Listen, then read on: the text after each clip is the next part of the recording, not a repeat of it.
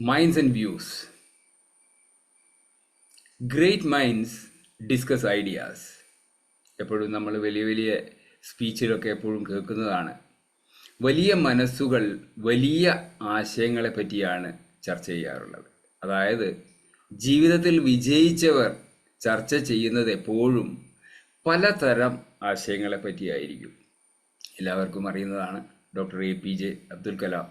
അദ്ദേഹം കുട്ടികൾക്ക് മനസ്സിലാവുന്ന തരത്തിൽ അവരുമായി സംവദിച്ച് ലോകത്ത് പല കാര്യങ്ങൾ ദൃഢനിശ്ചയത്തോടെ ലക്ഷ്യം വെച്ച് പ്രവർത്തിച്ചാൽ കാര്യങ്ങളൊക്കെ നേടാൻ സാധിക്കുമെന്ന് അവരുടെ തലത്തിൽ, കുട്ടികളുടെ തലത്തിൽ താഴേക്ക് ഇറങ്ങി വന്ന് വിവരിക്കുന്നു.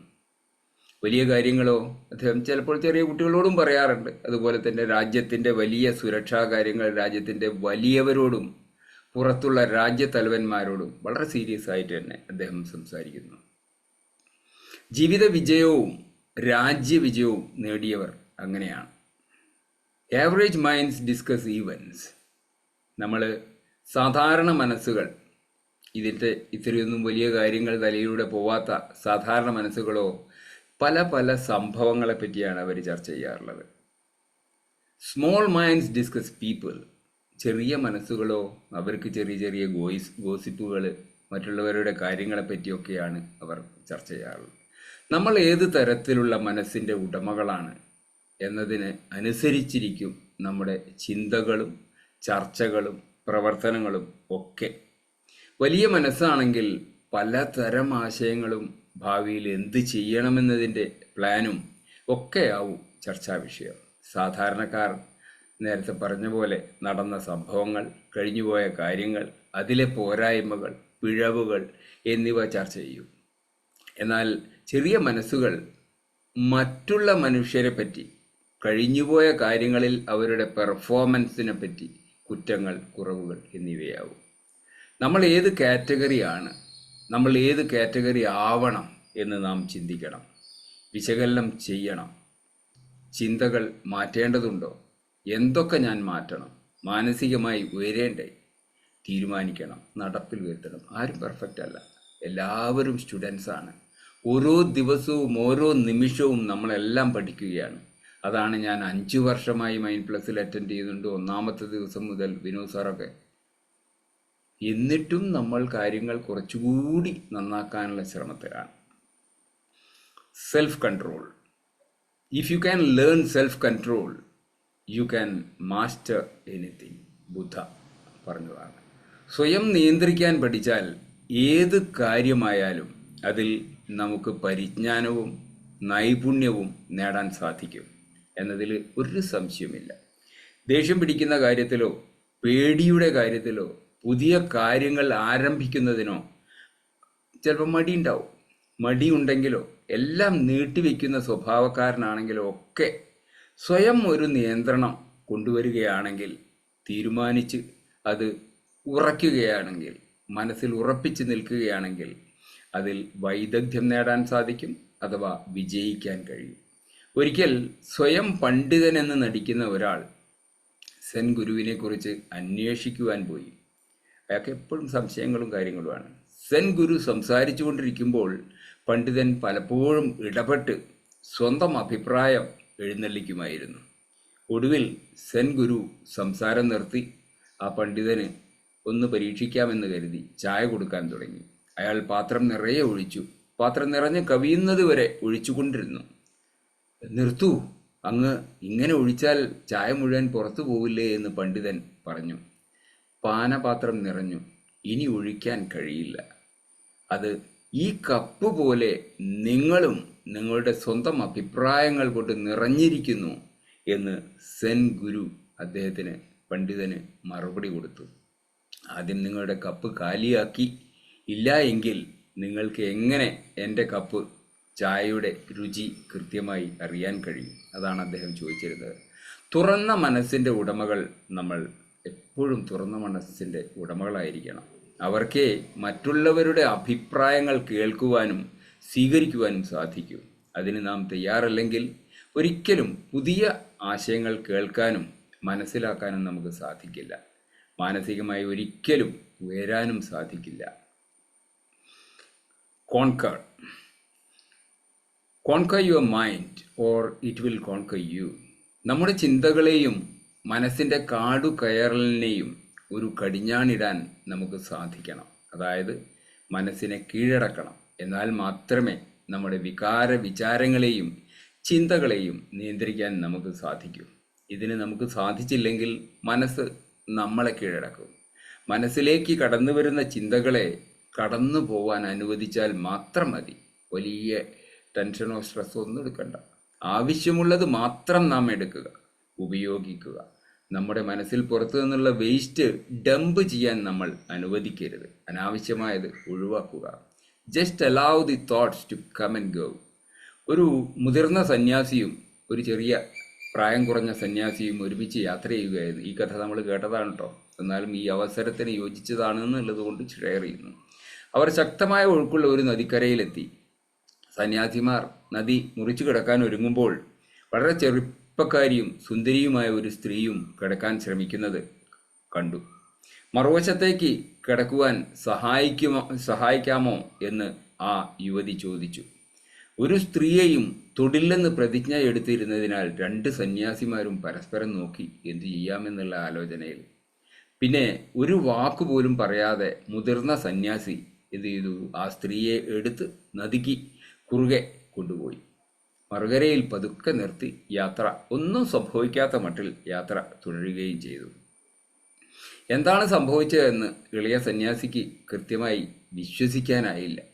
ഇളയ സന്യാസി സ്വയം നിയന്ത്രിക്കാൻ കഴിയാതെ മുതിർന്ന സന്യാസിയോട് ചോദിച്ചു, സന്യാസിമാരായ നമ്മൾക്ക് ഒരു സ്ത്രീയെ തൊടാൻ പോലും അനുവാദമില്ല, പിന്നെ എങ്ങനെയാണ് അങ്ങ് ആ സ്ത്രീയെ തോളിൽ വഹിക്കാൻ കഴിയുക? മുതിർന്ന സന്യാസി അയാളെ നോക്കി പറഞ്ഞു, സഹോദര, ഞാൻ അവരെ നദിയുടെ മറുകരയിൽ കിടത്തിയിട്ടാണ് പോകുന്നത്. എന്തിനാണ് നീ ഇപ്പോഴും അവരെ ചുമന്നുകൊണ്ട് നടക്കുന്നത്? ചെയ്തു കഴിഞ്ഞത് കഴിഞ്ഞു. കുറ്റബോധം തോന്നുന്നുവെങ്കിൽ അത് നിങ്ങൾക്ക് തിരുത്താൻ കഴിയുന്ന ഒരു തെറ്റായിരുന്നു. നിങ്ങൾക്ക് ലജ്ജ തോന്നുന്നുവെങ്കിൽ അത് ആവർത്തിക്കാൻ പാടില്ലാത്ത ഒരു തെറ്റായിരുന്നു. No use. എനിക്കത് ഒരു തെറ്റായി തോന്നിയതേയില്ല. ഒരാൾക്കൊരു സഹായം, അത്രമാത്രം. അപ്പോൾ ശരിയെന്ന് തോന്നി, ചെയ്തു കഴിഞ്ഞു, മറന്നു. ഇത് പറഞ്ഞെന്ന് കരുതി ഇന്നു മുതൽക്ക് ആരും ഇത്തരം അക്രമത്തിന് മുതിരണ്ട. അടി പാർസലായി വരും. നമ്മൾ ഇന്ന് ജയശ്രീ മാഡം ലെറ്റിംഗോ പറഞ്ഞതുപോലെയാണ്. ആ സമയത്ത് അത് ലെറ്റിംഗോ ചെയ്യണം. പിന്നെ അതുമായിട്ട് കെട്ടിമറിഞ്ഞ് കളിച്ചാൽ നമ്മുടെ മനസ്സും കലുഷിതമാവും. Action. All know the way but very few actually walk it. എല്ലാവർക്കും വഴികളറിയാം, പക്ഷേ വളരെ ചുരുക്കം പേരെ അതിലൂടെ നടന്ന് കാണും. കുറച്ച് മുടന്തുള്ള ഒരു വ്യക്തി പറഞ്ഞതുപോലെയാണ്, ഞാൻ എഴുന്നേറ്റാലെന്ന്.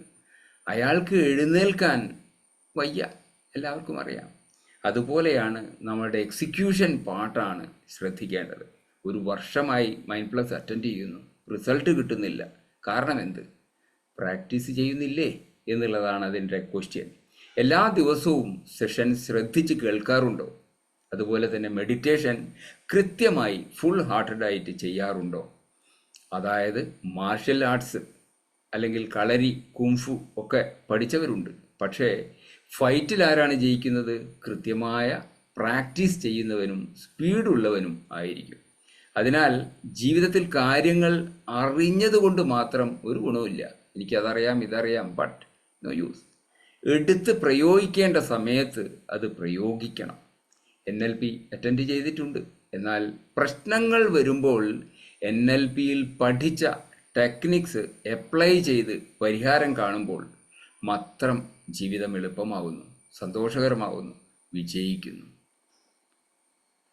Mind plus motto, control the mind.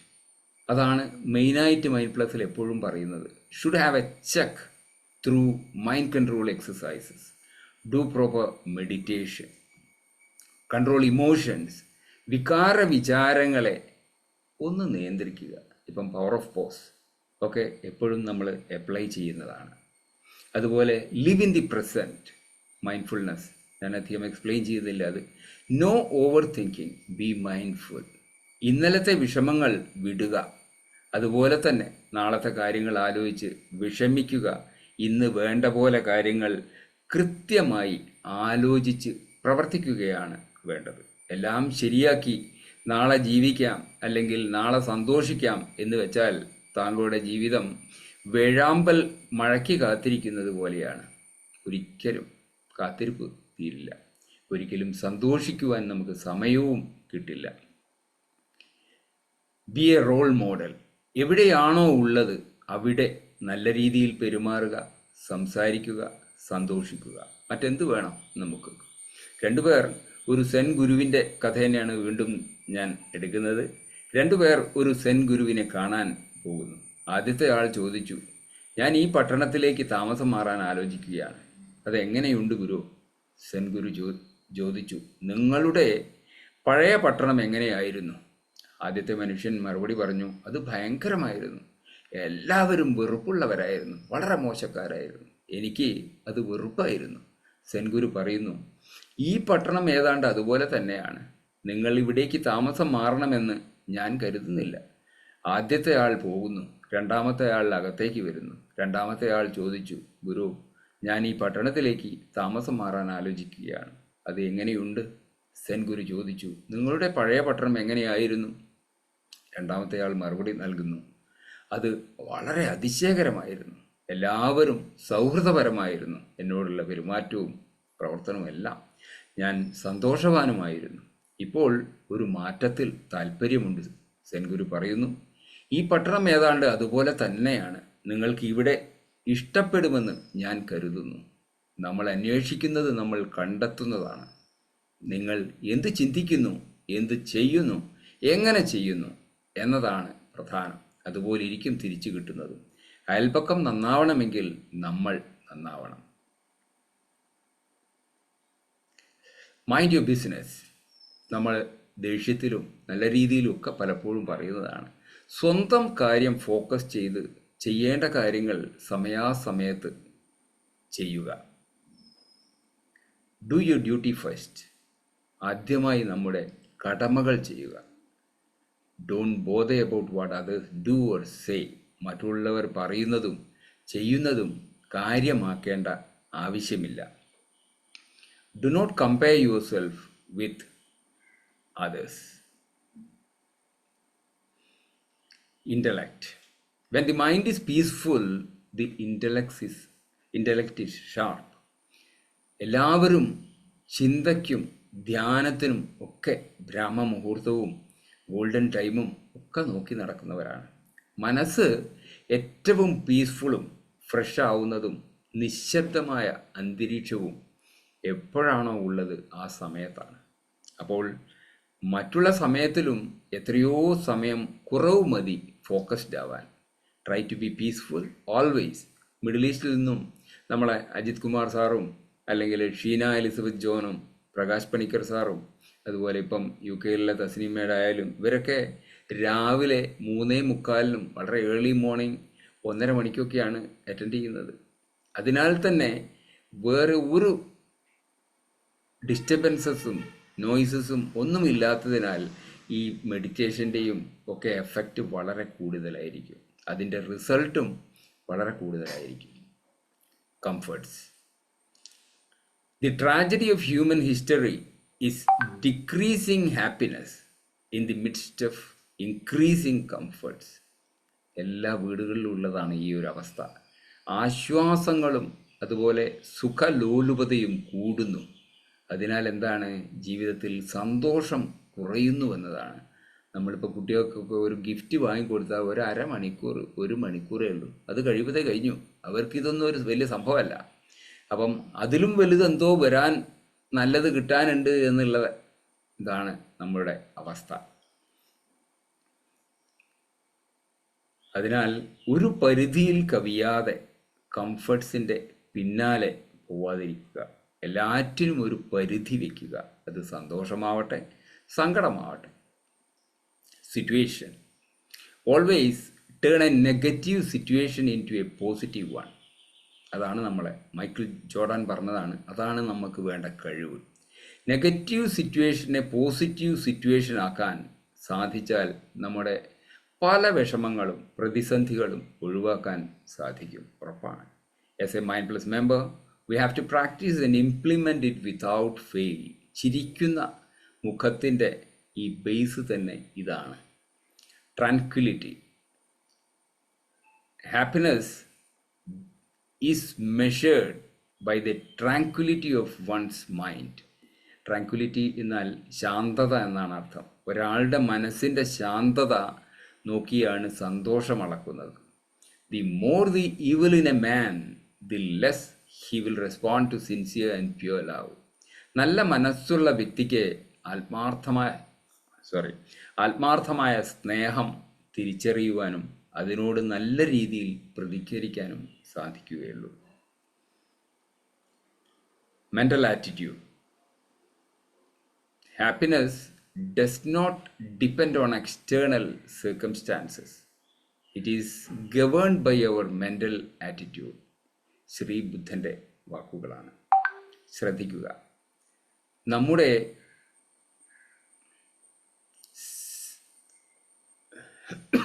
സന്തോഷം ഒരിക്കലും പുറത്തുള്ള സാഹചര്യങ്ങളെ ആശ്രയിച്ചല്ല. എന്നാലോ സന്തോഷം നിങ്ങളുടെ സ്വന്തം മാനസിക സമീപനത്തെ ആശ്രയിച്ചാണ് ഇരിക്കുന്നത്. മൈൻഡ് പ്ലസിൽ എടുക്കുന്ന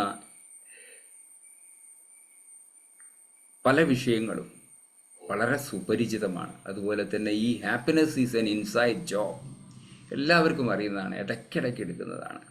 അത് സ്വന്തം ഉള്ളിൽ നിന്ന് വരുന്നതാണ്.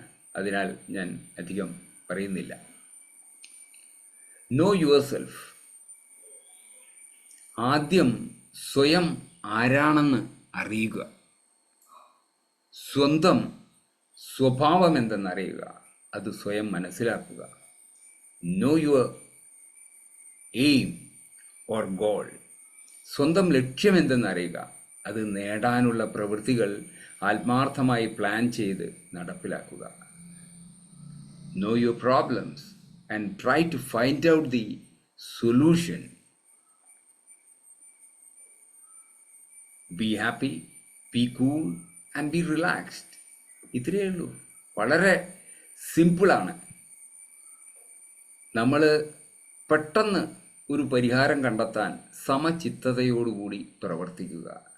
അത്രയേ ഉള്ളൂ. സറണ്ടർ ചെയ്ത് it's finished in divine order എന്ന ഒരു പ്രാർത്ഥനയോടെ കൂളായി ഹാപ്പിയായി റിലാക്സ്ഡ് ആവാൻ ശ്രമിക്കുക. അതാണ് പലരുടെയും വിജയ രഹസ്യം. Mind plus mission.